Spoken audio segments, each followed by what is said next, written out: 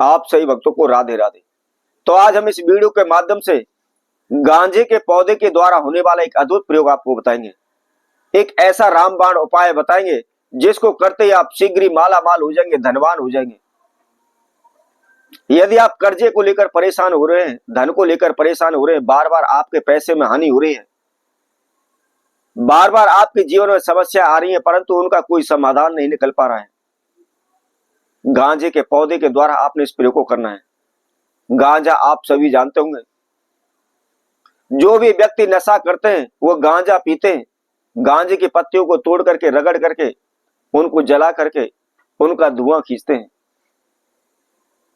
और वैसे भी गांजा आप सभी जानते होंगे देवादिदेव महादेव को अर्पित किया जाता है, महादेव पर चढ़ाया जाता है। सभी शिवरात्रि पर गांजा देवादिदेव महादेव पर शिवलिंग पर चढ़ाते हैं। तो इसी के द्वारा होने वाला यह महाप्रयोग है।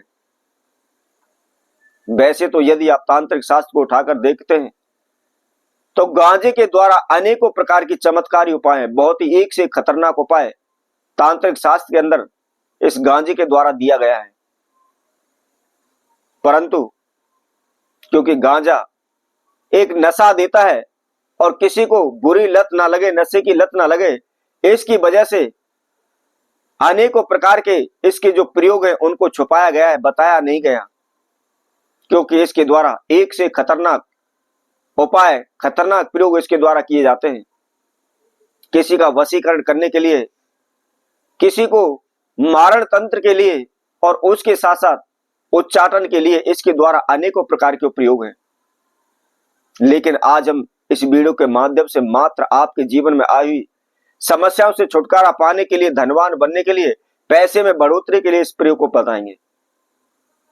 तो इसको कैसे करना है, किस समय पर करना है, इसकी जानकारी के लिए इस वीडियो में आखिर तक आप हमारे साथ जुड़े रहें।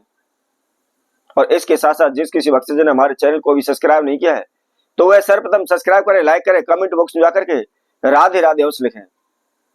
मैं आप सभी से एक बात कह देता हूं, जो भी भक्तजन हमारी वीडियो को देखते हैं तो कृपा कर वह हमारे कमेंट बॉक्स में राधे राधे अवश्य लिखें।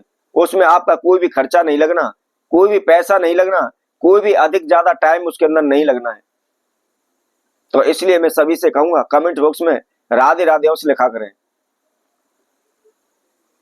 तो आइए, यदि आप दर दर की ठोकरें खा रहे हैं और अनेकों प्रकार के आपने तंत्र मंत्र ओने टूट के कहे हैं, अनेकों ज्योतिषियों के पास, अनेकों भगत सियानों के पास, अनेकों तांत्रिकों के पास, अनेकों साधु संतों के पास आप दौड़ रहे हैं, लेकिन फिर भी आपकी समस्या का समाधान नहीं निकल पा रहा है, तो मात्र आपको यह छोटा सा प्रयोग करना है। कोई भी इसके अंदर आपका धन खर्च नहीं लगना, फ्री का उपाय है। क्या करना है, आपने इस महाप्रयोग को त्रयोदशी तिथि वाले दिन आपको करना है या महाशिवरात्रि वाले दिन आपको इसको करना है। सुबह के समय, सूर्य उदय के समय पर आपको करना है। जिस दिन भी आप इस प्रयोग को कर रहे हैं उससे एक दिन पहले आप यह तलाश लें कि गांजे का पौधा कहां पर खड़ा हुआ है, और उससे अगले दिन जिस समय जो भी हमने तिथि बताई है उस समय पर आपने सुबह के समय नहा धो करके, फ्रेश होकर के धुले हुए वस्त्र धारण करें। और उसके बाद आपको क्या करना है, थोड़ी सी मात्र केवल 2 चुटकी पीली सरसों आपको लेनी है। और पीली सरसों लेकर के आपने जो जहां गांजे का पौधा खड़ा हुआ है उसके पास आपको जाना है। लेकिन नहा धो करके जाना, ये आप ध्यान रखें, धुले हुए वस्त्र धारण करके आपको जाना है। वहां जाकर के पीली सरसों को अपने हाथ में रख करके अपने नाम एवं गोत्र का उच्चारण करते हुए देवादिदेव महादेव का स्मरण करें। क्या बोलना है, ओम त्र्यंबकेश्वराय नमः, कि हे प्रभु मेरे जीवन में इस प्रकार की बाधाएं चल रही हैं, इसके लिए मैं आपकी शरण में आया हूं, आप मेरी रक्षा करें।